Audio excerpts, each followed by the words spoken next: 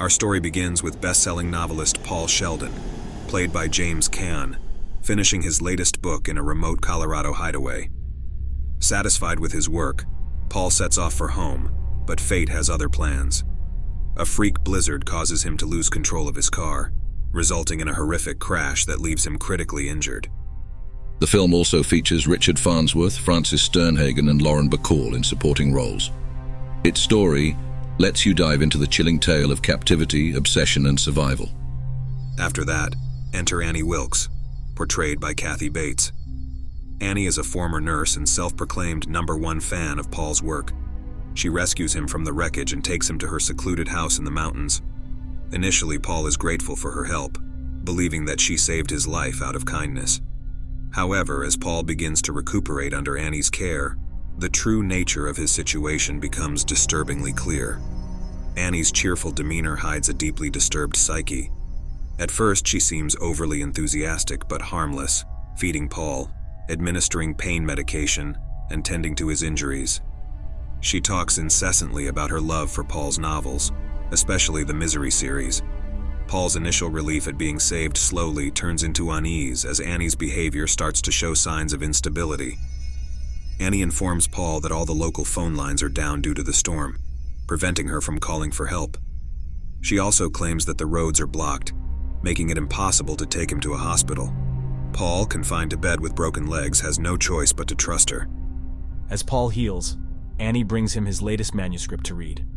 She is ecstatic at first, but her mood swings dramatically when she discovers that Paul has killed off her favorite character, Misery Chastain. This revelation sends Annie into a terrifying rage. She storms into Paul's room, violently shaking the bed and screaming at him for what he has done. Paul is horrified and realizes that Annie is not just an overzealous fan, but a dangerously unstable woman. Annie forces Paul to burn his manuscript in a heart-wrenching scene, destroying months of work and a piece of his soul. She demands that he write a new book, bringing Misery back to life, and provides him with an old typewriter and paper. This begins Paul's harrowing ordeal of writing under duress, where every page he produces is scrutinized by Annie. This scene is a testament to the film's ability to blend psychological horror with intense drama. The destruction of Paul's manuscript is symbolic of his loss of autonomy and creative freedom, adding layers to the psychological tension. As days turn into weeks, Paul's physical condition improves, but his psychological state deteriorates. Annie's mood swings become more erratic and violent.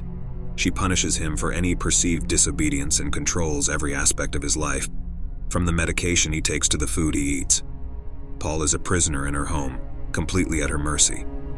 Paul tries to stay composed, pretending to cooperate while secretly plotting his escape. He begins exploring the house when Annie is away, searching for anything that might aid his escape. He discovers a scrapbook filled with newspaper clippings about mysterious deaths and crimes, all linked to Annie, confirming his worst fears about her past. One of the most harrowing scenes in the film is when Annie punishes Paul for his escape attempt by hobbling him, a brutal act of breaking his ankles with a sledgehammer. This scene not only shocks with its graphic violence, but also underscores Annie's complete control over Paul. The hobbling scene is infamous for its brutal depiction of violence, which is both shocking and unforgettable. It highlights the extremes of Annie's madness and Paul's desperation, making it a standout moment in the horror thriller genre. Despite the escalating danger, Paul continues to write, hoping to buy himself enough time to find a way out. His interactions with Annie become a tense game of psychological chess, each trying to outmaneuver the other. Paul's strength and resolve are tested to their limits as he fights for his freedom against a captor whose love has turned into a deadly obsession. As Paul Sheldon's ordeal continues, the outside world starts to notice his disappearance. Enter local Sheriff Buster, played by Richard Farnsworth. Buster is a seasoned, diligent lawman with a keen sense of intuition. He begins to suspect that something is amiss when Paul fails to return from his writing retreat and is reported missing by his literary agent, Marcia Sindel, played by Lauren Bacall. Buster methodically pieces together the timeline of Paul's last known movements. He visits the Silver Creek Lodge where Paul had been staying and speaks to the staff. Through his investigation, Buster learns that Paul often drove the treacherous mountain roads during winter storms, an imprudent habit for which he's well known. Buster, joined by his wife Virginia, Frances Sternhagen, who also serves as his deputy, searches the area where Paul was last seen. They come across the wreckage of Paul's car, buried under snow and barely visible from the road. This discovery heightens Buster's suspicion that Paul might still be alive and in need of help. Meanwhile, inside Annie's isolated cabin, Paul continues to endure Annie's erratic and abusive behavior. While trying to gather his strength and strategize his escape, he secretly hides pills and other potential weapons, aware that any misstep could provoke Annie's deadly wrath. Buster's investigation gains momentum as he interviews locals and follows every possible lead. He digs into Annie Wilkes' past, uncovering disturbing details about her history as a nurse and the suspicious deaths of several patients under her care. This background check solidifies his growing belief that Annie might be involved in Paul's disappearance. The tension reaches its peak when Buster tracks Paul to Annie's house. Using his sharp investigative skills, Buster recalls a comment from the Silver Creek Lodge staff about Annie being an avid fan of Paul's novels and living nearby. He decides to pay her a visit under the pretext of routine inquiry, suspecting she might know something about Paul's whereabouts. Arriving at Annie's house, Buster is greeted by her seemingly friendly demeanor. She tries to appear calm and cooperative, but Buster's instincts tell him something is wrong. As he politely questions Annie, he carefully observes her reactions and the surroundings, noticing subtle clues that raise his suspicions further. While Buster is in the house, Paul hears him and musters the strength to signal for help. Despite his weakened state, he manages to make a noise, catching Buster's attention. Realizing that Paul is somewhere in the house, Buster's suspicion turns into certainty. He discreetly begins to search the house, but before he can find Paul, Annie realizes that her secret is about to be exposed. In a sudden, shocking twist, Annie attacks Buster with a shotgun, killing him instantly. This violent act removes Paul's last hope for an immediate rescue and escalates the tension to its breaking point. Paul, now fully aware that he's alone and must save himself, understands that Annie will go to any lengths to keep him captive. Richard Farnsworth's portrayal of Buster is endearing and adds a layer of hope and determination to the film.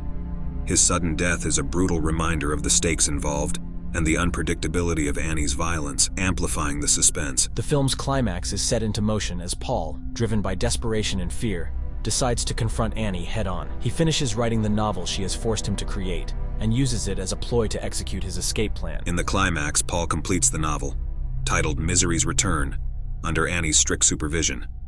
He types the last pages, aware that this might be his final chance to escape. His physical condition has improved just enough to give him a fighting chance, but he remains under Annie's watchful eye, knowing any wrong move could be fatal. Paul asks Annie to prepare a special dinner to celebrate the completion of the novel, subtly manipulating her with compliments and gratitude. Flattered and excited by the prospect of reading the ending of the book she forced him to write, Annie agrees. She arranges a candlelit dinner, complete with her best silverware and a bottle of champagne. As they sit down for dinner, Paul takes out the manuscript. He tells Annie that he wants her to be the first to read it, emphasizing its importance. Annie, ecstatic, watches eagerly as Paul places the manuscript on the table between them. Then, in a shocking move, Paul douses the pages with lighter fluid and sets them on fire. Annie is horrified, screaming in rage and disbelief as her precious manuscript burns. In the ensuing chaos, Paul uses the moment to his advantage. He grabs the heavy typewriter, the very tool Annie forced him to use to create her twisted fantasy, and strikes her with it, knocking her down. But Annie is not easily subdued. She recovers quickly, and a brutal struggle ensues. Paul, driven by desperation and anger, fights with all his remaining strength. The confined space of the cabin adds to the intensity, with furniture toppling and objects crashing around them. Annie's strength and ferocity make it clear that she will not let Paul go without a fight to the death. In a final, desperate move, Paul grabs a metal doorstop and repeatedly bashes Annie's head, eventually subduing her. However, Annie, fueled by her psychotic obsession, makes one last attempt to kill Paul. He finally manages to end the confrontation by grabbing a heavy piece of broken typewriter and striking her with it, delivering the fatal blow. Annie collapses, dead, and Paul is left panting and exhausted, surrounded by the wreckage of the violent struggle. He has finally defeated his captor, using the very typewriter she forced him to use to write Misery's Return.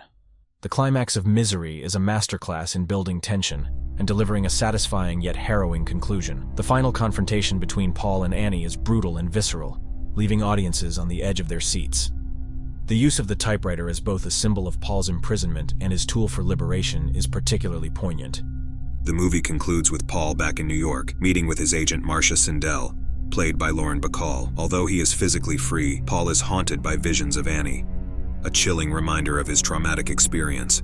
He remains deeply affected by the ordeal, a testament to the lasting impact of his captivity and the terrifying power of obsession. Misery is celebrated for its tight narrative, intense performances, and psychological depth. It stands out in the thriller genre for its focus on character-driven suspense and the disturbing dynamics of captivity and obsession. Kathy Bates's performance, in particular, elevates the film, making it a must-watch for fans of psychological thrillers and horror. Thank you for watching our movie recap of Misery. If you enjoyed this video, please like, comment, and subscribe for more recaps of your favorite films.